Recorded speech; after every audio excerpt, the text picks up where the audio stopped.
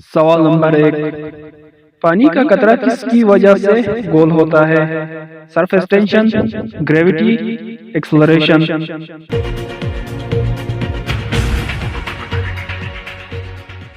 सही जवाब है सरफेस टेंशन। सवाल नंबर 2।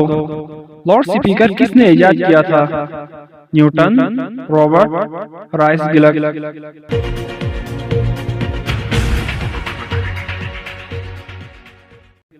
सही जवाब है राइस गिलक।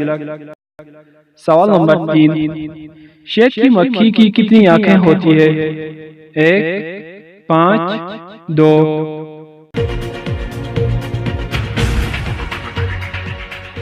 सही जवाब है 5। सवाल नंबर 4। गिलहरी अंडे देती है बच्चे?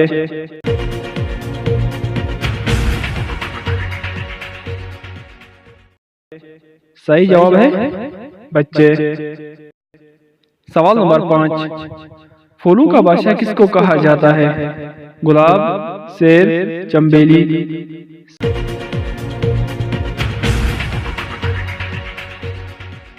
सही जवाब है गुलाब।